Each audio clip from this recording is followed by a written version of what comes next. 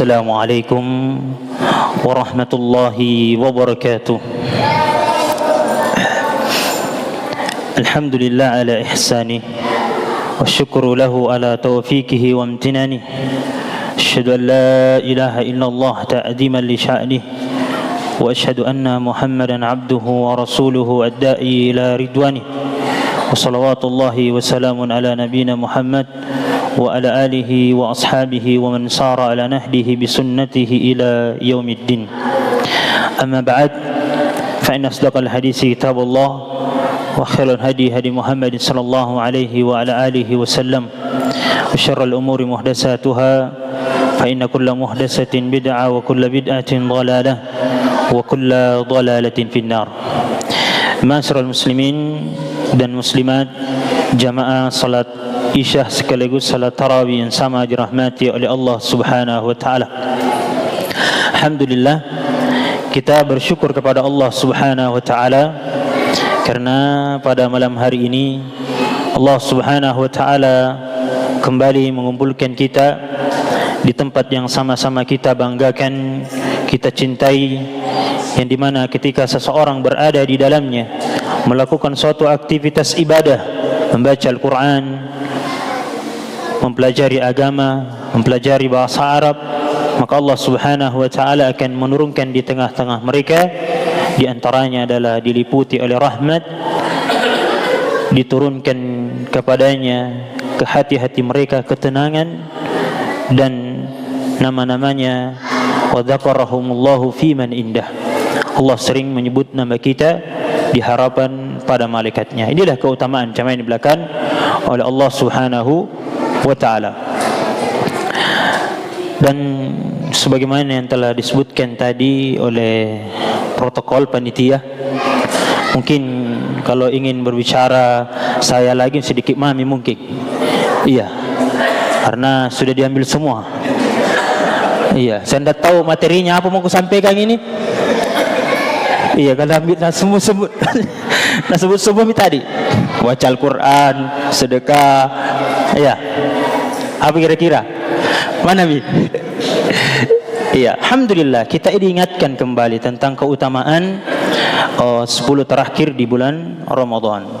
Dan sedikit saya tambahkan tentang keutamaan 10 terakhir di bulan suci Ramadan. Kata Syekh bin Baz rahimahumullah taala, beliau menyampaikan, man hafadhah min ashril awakhir Ramadan fa adraqah lailatul qadar. Siapa yang menjaga 10 terakhir di bulan suci Ramadan, terutama di malam-malamnya, maka pasti dia akan mendapatkan Lailatul Qadar. Kuncinya itu, kita mampu menjaganya mulai dari 21 sampai dengan 30. Kalau 30 puasanya, maka kita akan mendapatkan malam Lailatul Qadar. Sebagaimana juga disebutkan oleh Syekhul Islam Ibnu Taimiyah rahimahumullah taala, ketika Ramadan cuma 29 hari, maka pasti Ramadan atau Lailatul Qadar itu dihitung mundur. Berarti dia terjadi 20, 22, 24, 26, 28 dan 30. Dan terakhirnya pasti akan seperti itu. Jadi jamaah yang dimulakan oleh Allah Subhanahu wa taala, maka sebagaimana yang telah disebutkan oleh panitia tadi, hidupkan yang telah kita amalkan sebelumnya, seperti membaca Al-Quran, sedekah, dan amalan soleh lainnya, maka kita akan dilipat gandakan pahala kita insyaallah taala.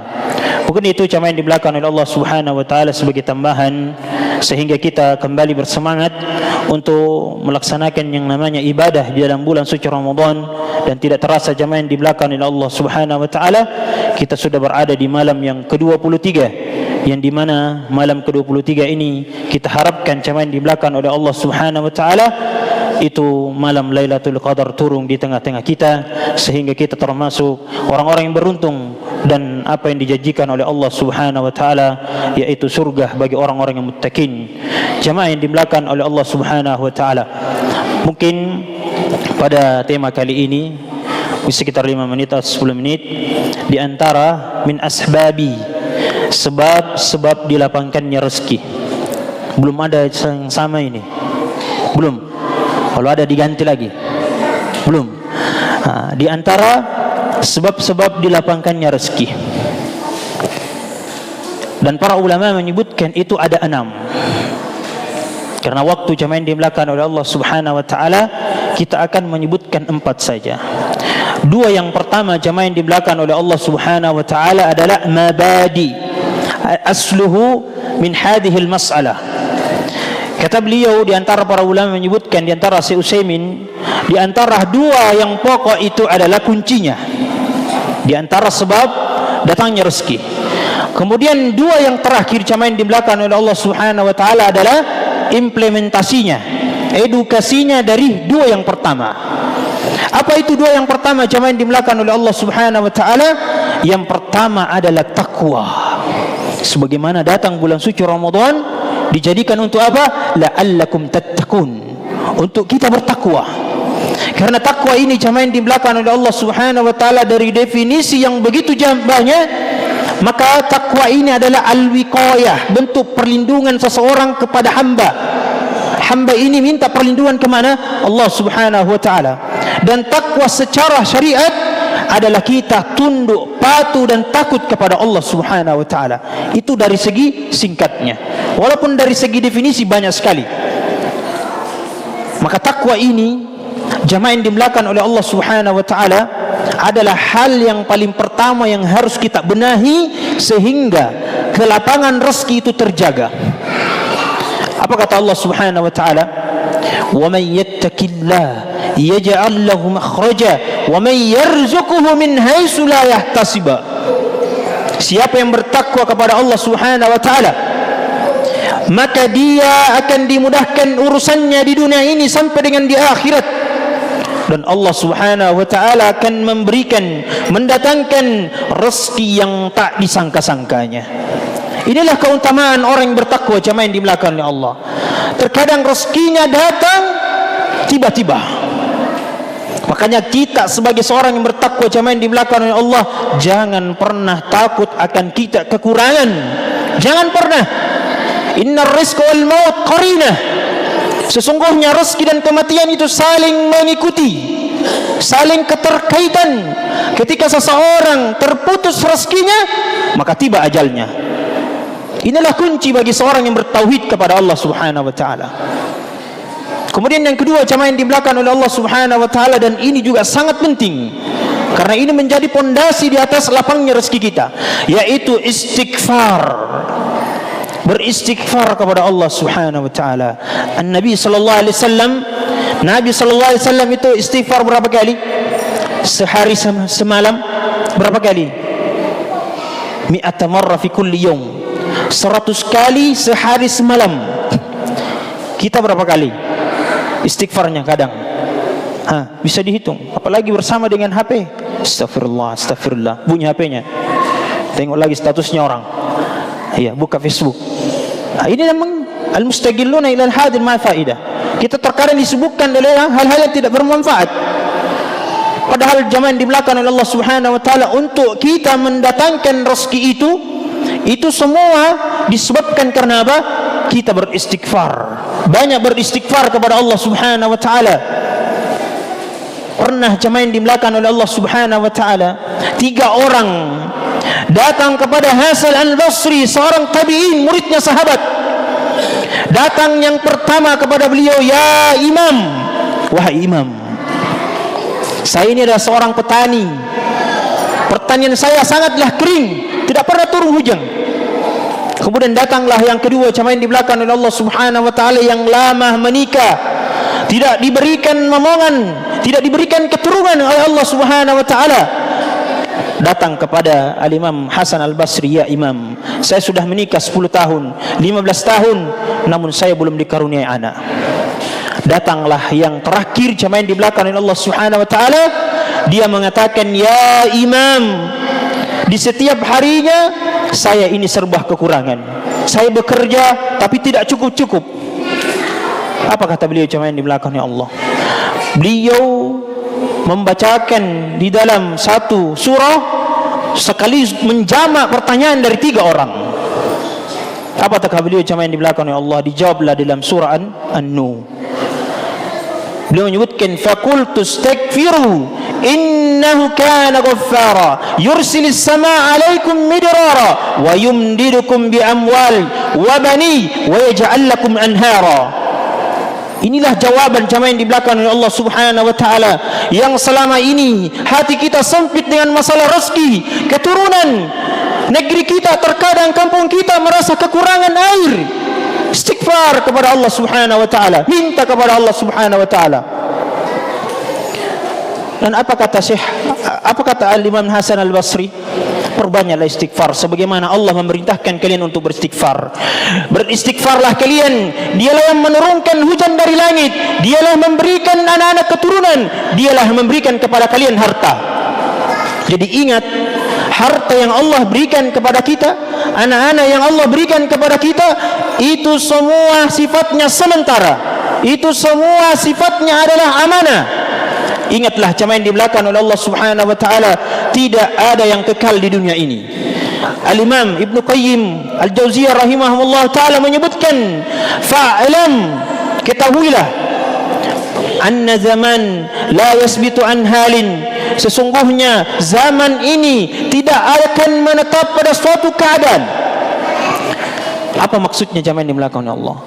Maksudnya, seseorang ketika diberikan kekuasaan, ketika diberikan harta, ketika diberikan keturunan, ketika diberikan segala-galanya, sifatnya itu adalah sementara. Kama qala azza wa jalla, sebagaimana Allah Subhanahu wa taala berfirman, wa tilkal ayyam nudawiluha bainan nas. Dan demikianlah jemaah yang di belakang Allah, manusia seluruhnya di dunia ini itu dipergantikan keadaannya, dipergantikan keadaan kita. Dahulunya kita seorang yang miskin mungkin, sekarang kita sudah sukses.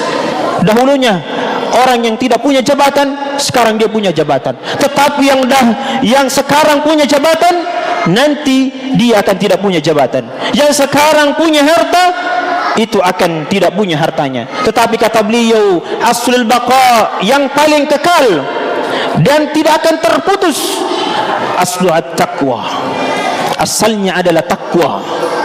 Harta yang dibangun di atas ketakwaan, jabatan yang dibangun di atas ketakwaan, itu tidak akan pernah sirna. Makanya inilah istighfar jemaah yang di belakang oleh Allah. Kalau kita ingin mengurai, itu sangatlah dahsyat, sangat-sangat dahsyat jemaah yang di belakang oleh Allah Subhanahu wa taala. Pernah juga, andaikan waktu untuk mencukupi, pernah dalam kisahnya Imam Ahmad bin Hanbal rahimahullah taala, itu disebabkan kenapa beliau ketika ingin safar, beliau beristirahat di masjid, kemudian terusir di masjid. Itu gara-gara apa jemaah yang di belakang Allah? Beliau istirahat, mau mengambil hadis dari suatu perjalanan yang sangat panjang, istirahat di dalam masjid. Tiba-tiba jemaah yang di belakang Allah Subhanahu wa taala, pengurus masjidnya, dia bilang, "Anda ini orang yang asing, saya tidak pernah lihat Anda.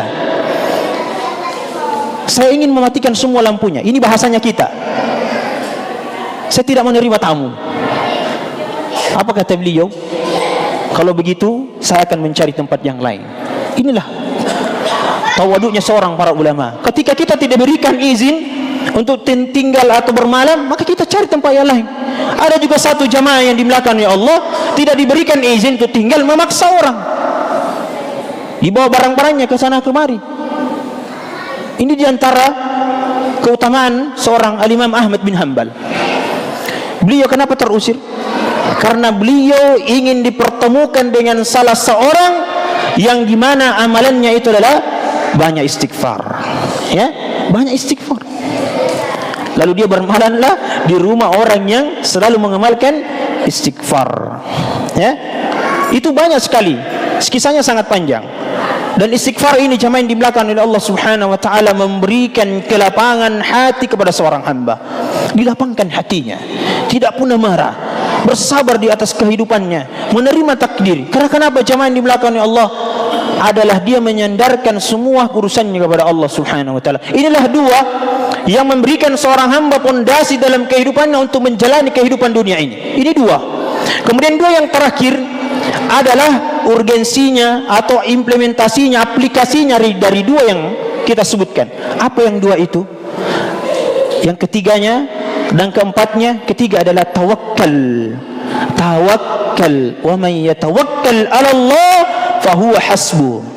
Siapa yang bertawakal, siapa yang menyandarkan, siapa yang berharap kepada Allah Subhanahu wa taala, maka Allah akan cukupkan kehidupannya.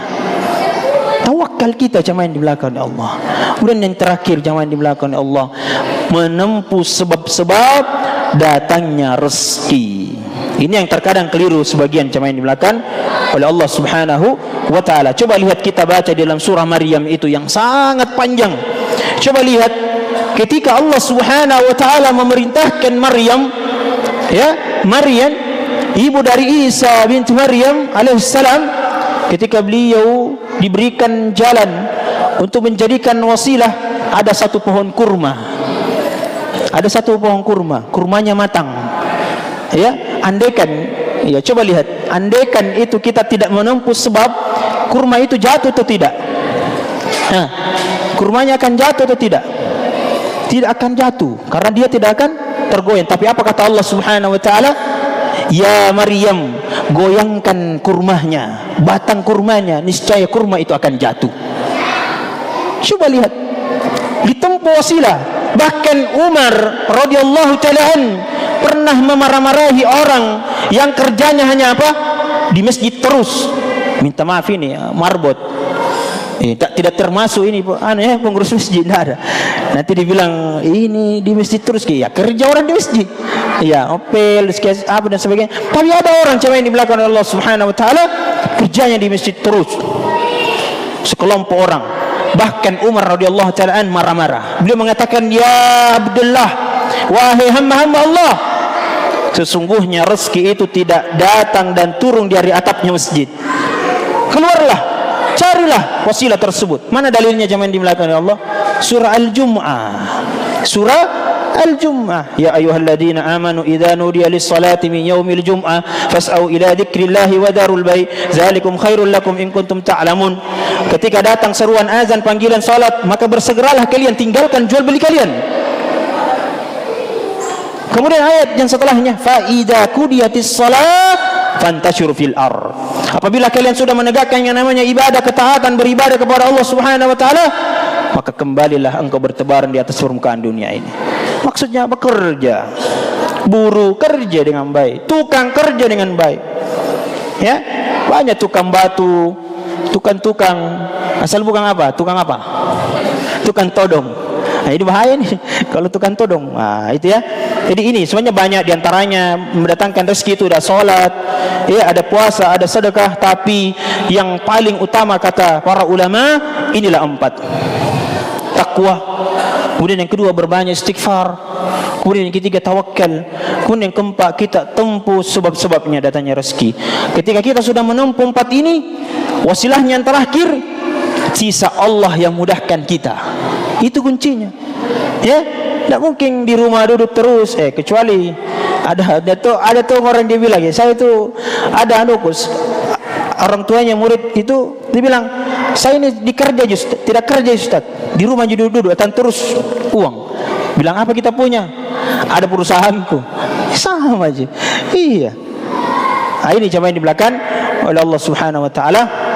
Karena waktu sudah lewat dan saya juga minta maaf karena lewatnya waktu ini, biasanya 10 menit ya, jadi tambah sedikit. Alhamdulillah, mudah-mudahan kita disampaikan oleh Allah Subhanahu wa taala untuk diberikan selalu kesehatan, kekuatan, dan dipertemukan dengan malam Lailatul Qadar. Di antara satu amalan ketika seseorang ingin diperjumpakan dengan malam Lailatul Qadar, bahwasanya dia menginginkan bahwasanya malam itu terjadi malam Lailatul Qadar. Jadi setiap malam yakin inilah malam Lailatul Qadar, sehingga kita apa?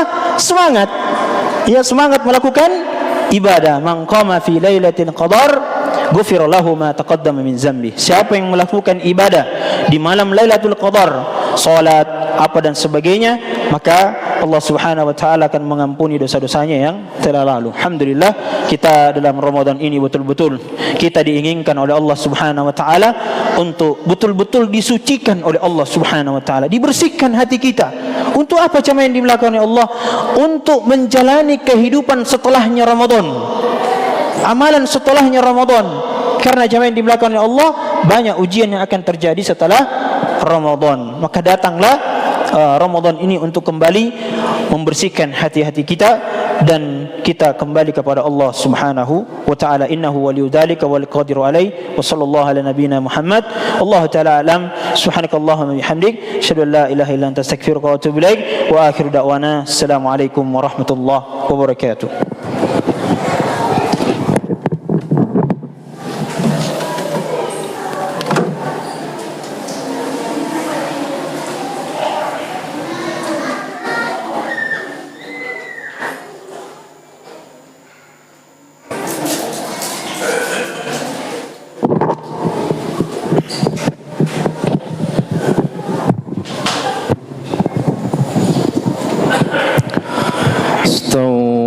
Istaqimu wa'tadilu, sawu sufufakum, lurus dan rapatkan shaf.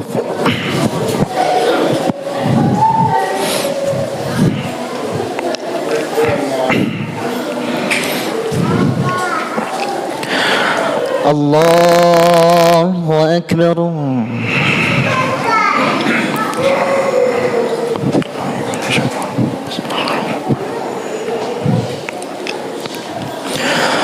الحمد لله رب العالمين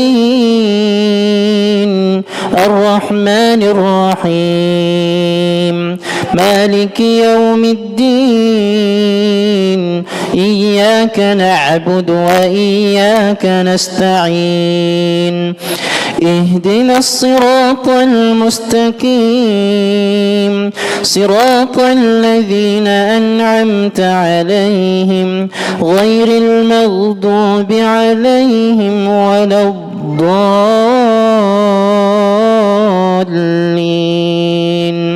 آمين.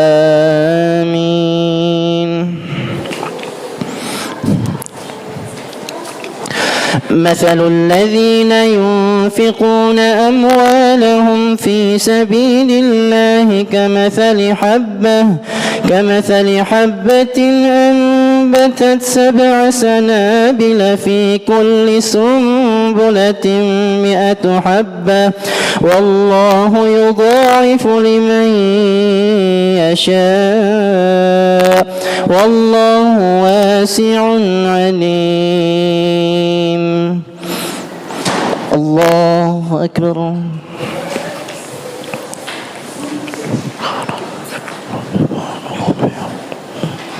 سمع الله لمن حمده. الله أكبر.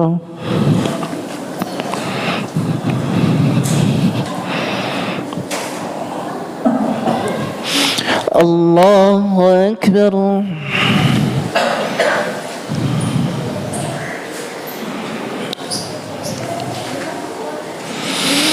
الله أكبر.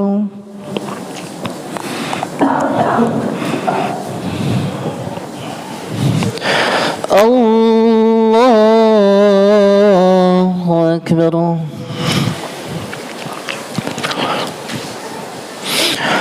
الحمد لله رب العالمين الرحمن الرحيم مالك يوم الدين إياك نعبد وإياك نستعين اهدنا الصراط المستقيم صراط الذين أنعمت عليهم غير المغضوب عليهم ولا الضالين آمين.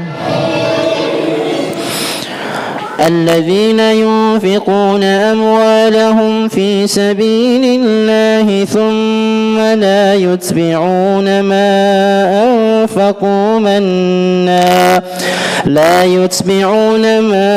أنفقوا منا ولا أذى لهم أجرهم عند ربهم ولا خوف عليهم ولا هم يحزنون.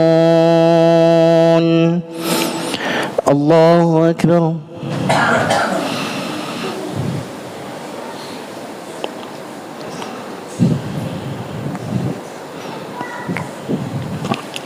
سمع الله لمن حمده. الله أكبر.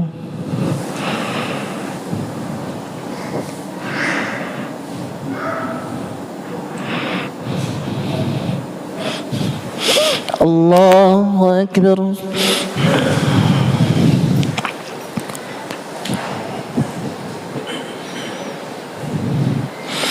الله أكبر.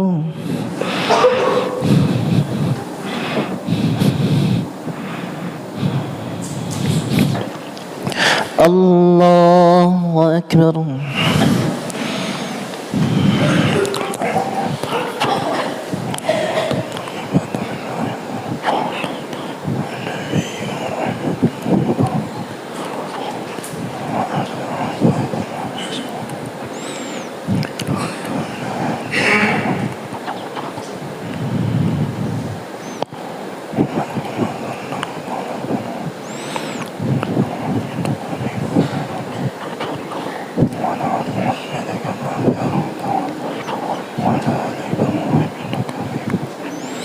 السلام عليكم ورحمة الله. السلام عليكم ورحمة الله.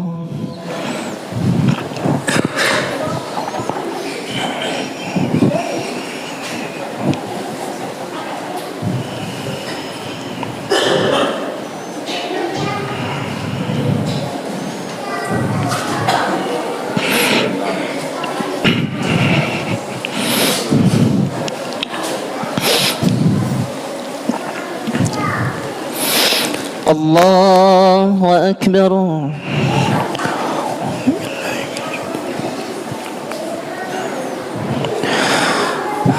الحمد لله رب العالمين الرحمن الرحيم مالك يوم الدين إياك نعبد وإياك نستعين اهدنا الصراط المستقيم صراط الذين أنعمت عليهم غير المغضوب عليهم ولا الضالين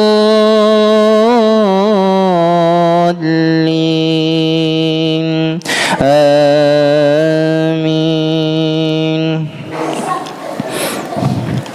يا أيها الذين آمنوا لا تبطلوا صدقاتكم بالمن والأذى كالذي ينفق ماله رئاء الناس ولا يؤمن بالله واليوم الآخر فمثله كمثل صفوان عليه تراب فأصابه وابل فتركه صلدا لا يقدرون على شيء مما كسبوا والله لا يهدي القوم الكافرين.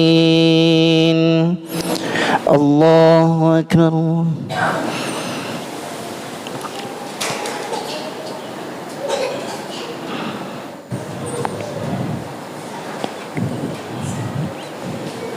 سمع الله لمن حمده.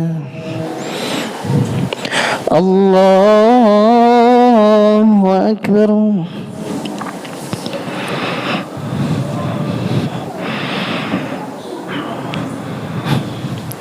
الله أكبر.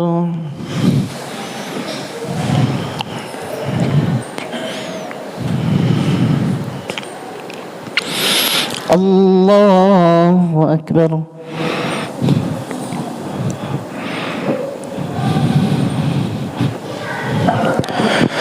الله أكبر.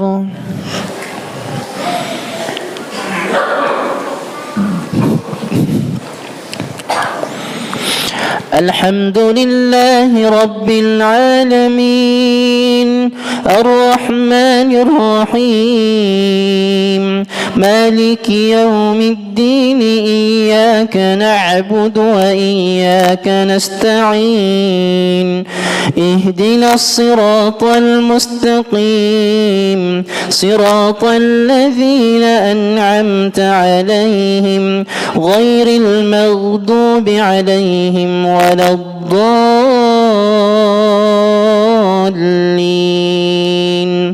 آمين.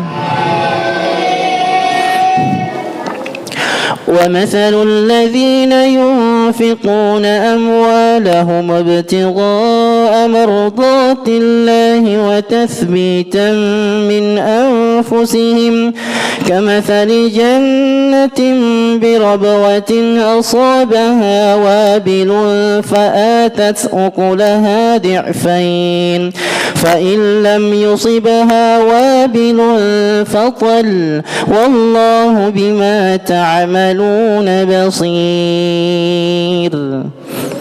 الله أكبر.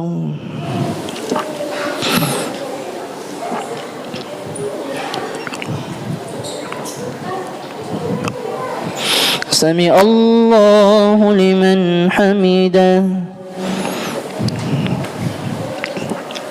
الله أكبر.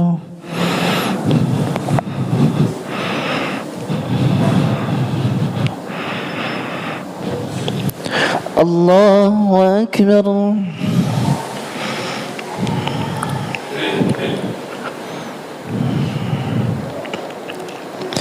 الله أكبر.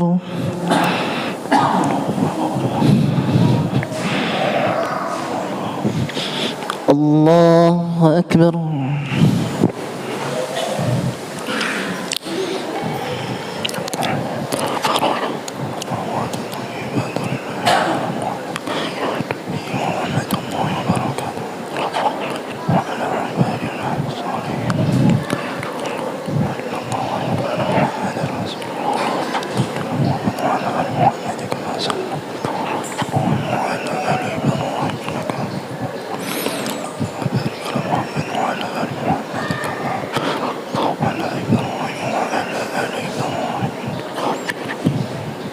السلام عليكم ورحمة الله. السلام عليكم ورحمة الله.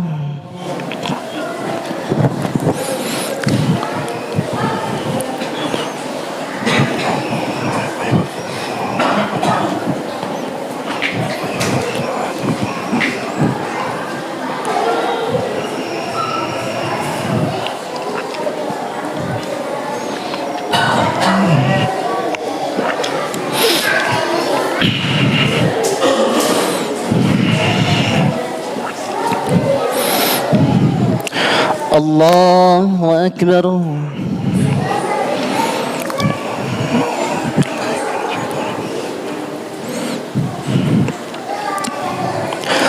الحمد لله رب العالمين الرحمن الرحيم مالك يوم الدين إياك نعبد وإياك نستعين اهدنا الصراط المستقيم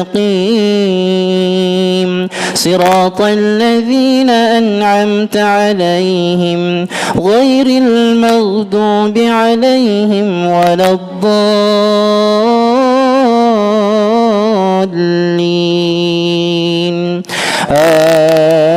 آمين.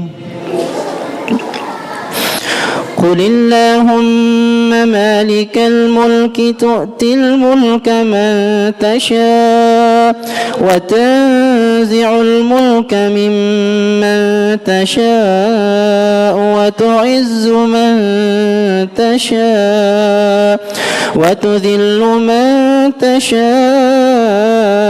بيدك الخير إنك على كل شيء قدير. الله أكبر.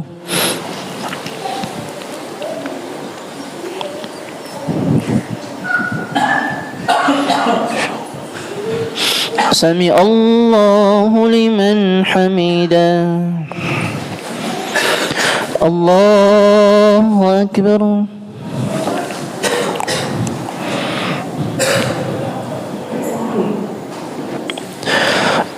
الله أكبر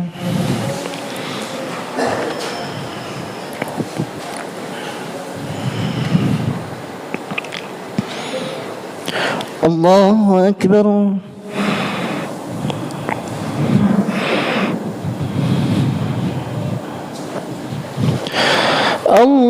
الله أكبر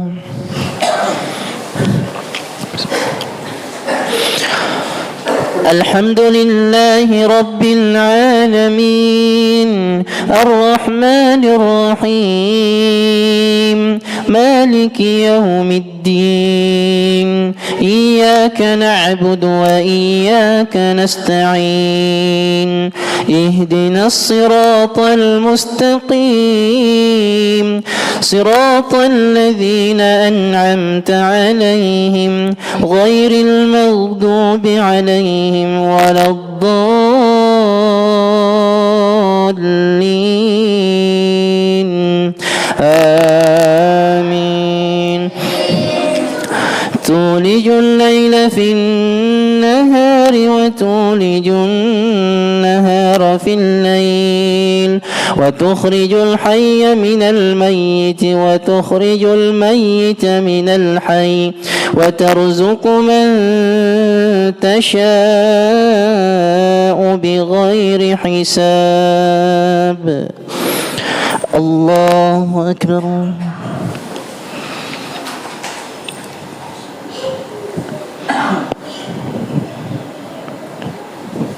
سمع الله لمن حمده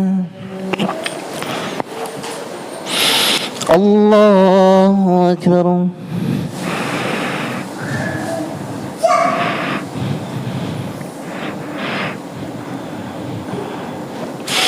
الله أكبر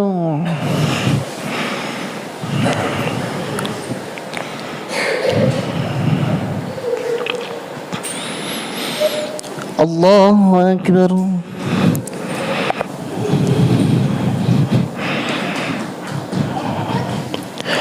الله أكبر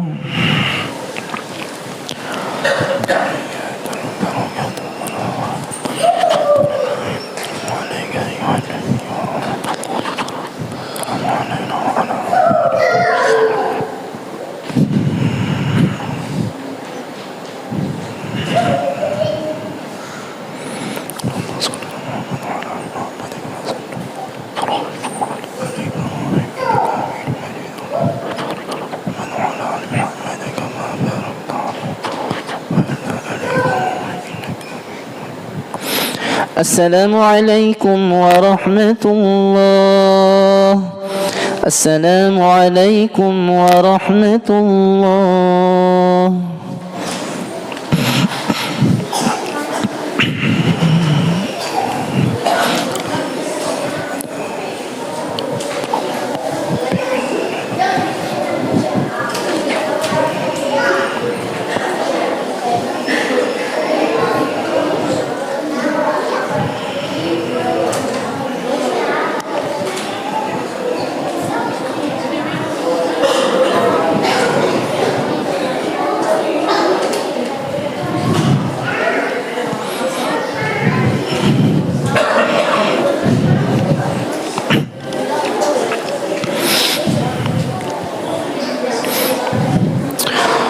الله أكبر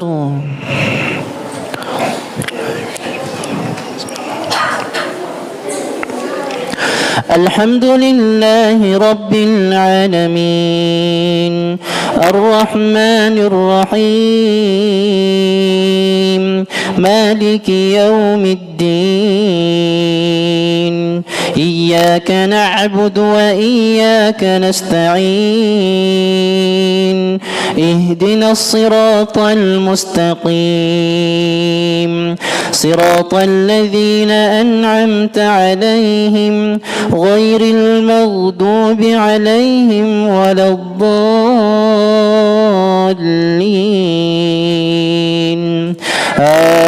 آمين. فلما وضعتها قالت رب إني وضعتها أنثى والله أعلم بما وضعت وليس الذكر كالأنثى وإني سميتها مريم وإني أعيذها بك وذريتها من الشيطان الرجيم.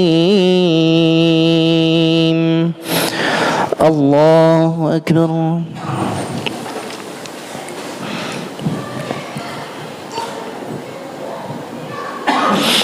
سمع الله لمن حمده. الله أكبر.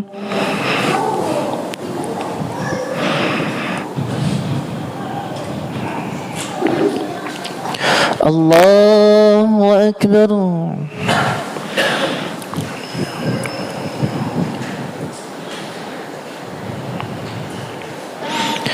الله أكبر.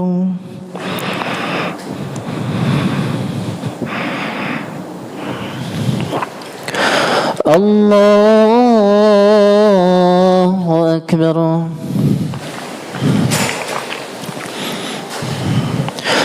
الحمد لله رب العالمين الرحمن الرحيم مالك يوم الدين إياك نعبد وإياك نستعين اهدنا الصراط المستقيم صراط الذين أنعمت عليهم غير المغضوب عليهم ولا الضالين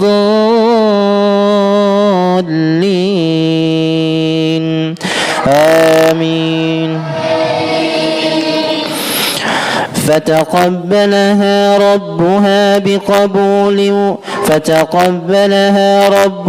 بقبول حسن وأنبتها نباتا حسنا وكفلها زكريا كلما دخل عليها زكريا المحراب وجد عندها رزقا قال يا مريم أنى لك هذا قالت هو من عند الله إن الله يرزق من يشاء بغير حساب. الله أكبر.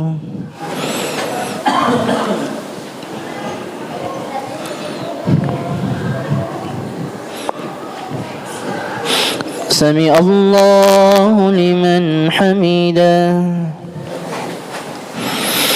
الله أكبر.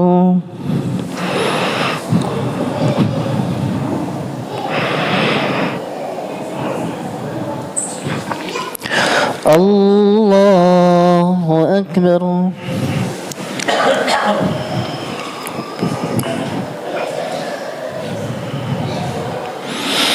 الله أكبر.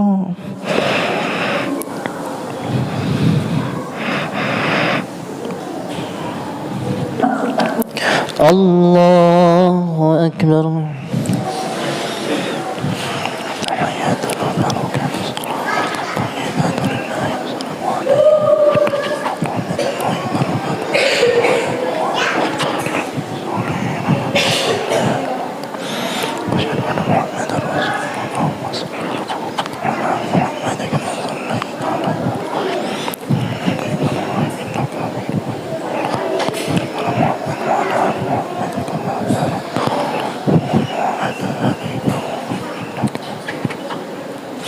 السلام عليكم ورحمة الله.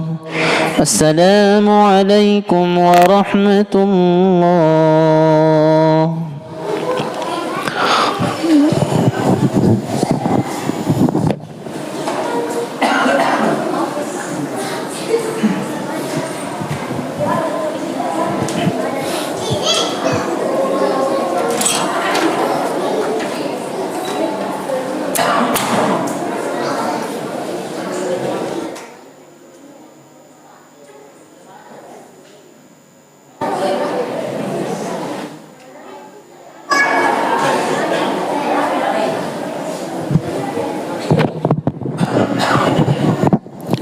ويتر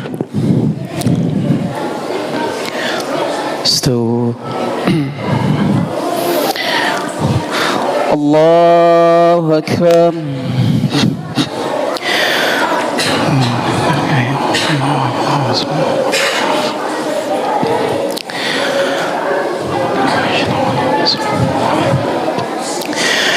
الحمد لله رب العالمين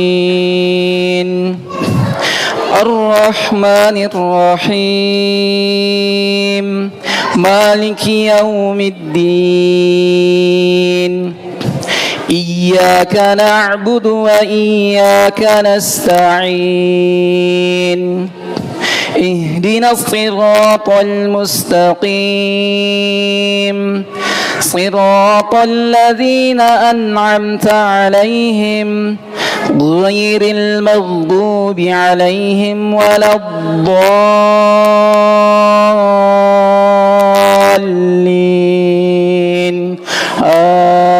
آمين.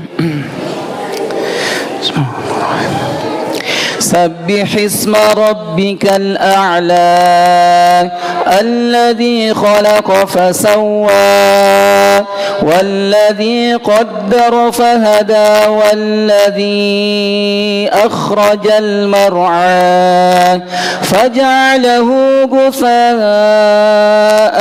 أهوى سنقرئك فلا تنسى إلا ما شاء الله إنه يعلم الجهر وما يخفى ونيسرك لليسرى فذكر إن نفعت الذكرى سيذكر من يخشى ويتجنبها الأشقى الذي يصلى النار الكبرى ثم لا يموت فيها ولا يحيا قد أفلح من تزكى وذكر اسم ربه فصلى بل تؤثرون الحياة الدنيا والآخرة خير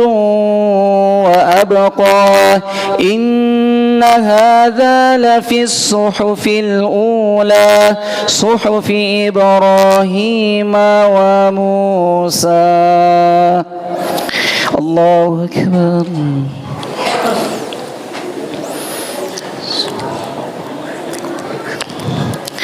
سمع الله لمن حمده. الله أكبر.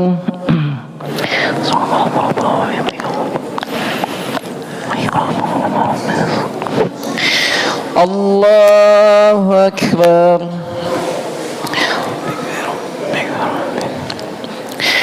الله أكبر.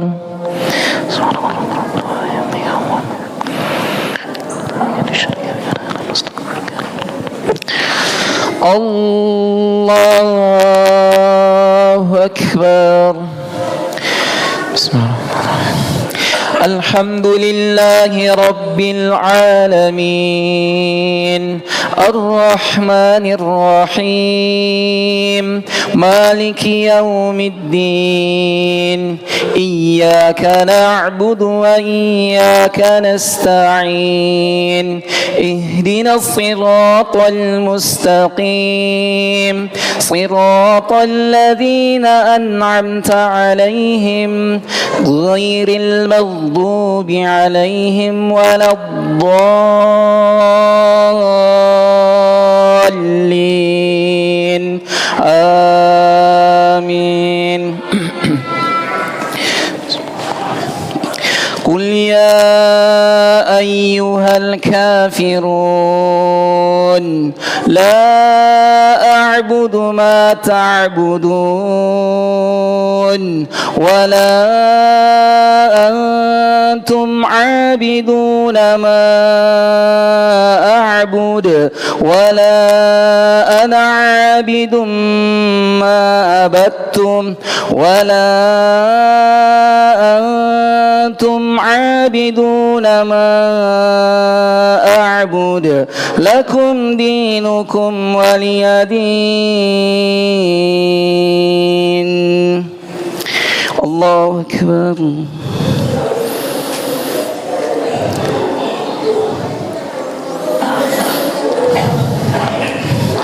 سمع الله لمن حمده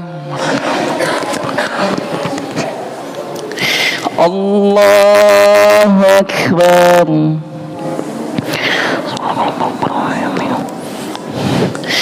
الله أكبر الله أكبر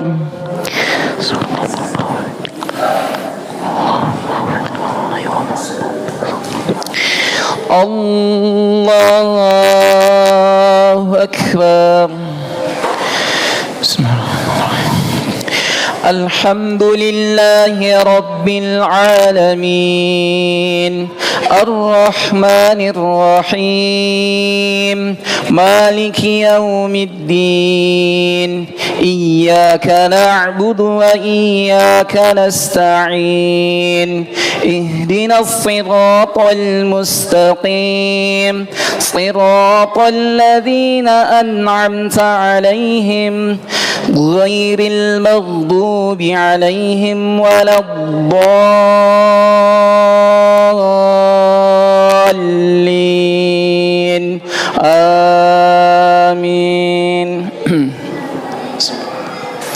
قل هو الله أحد الله الصمد لم يلد ولم يولد ولم يكن له كفوا أحد الله أكبر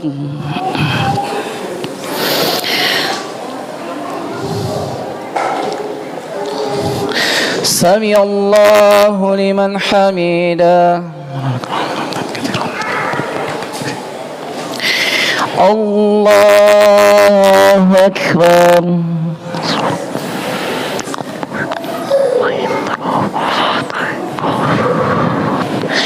الله أكبر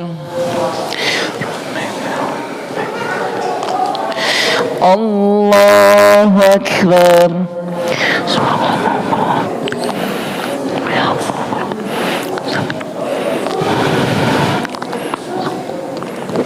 الله أكبر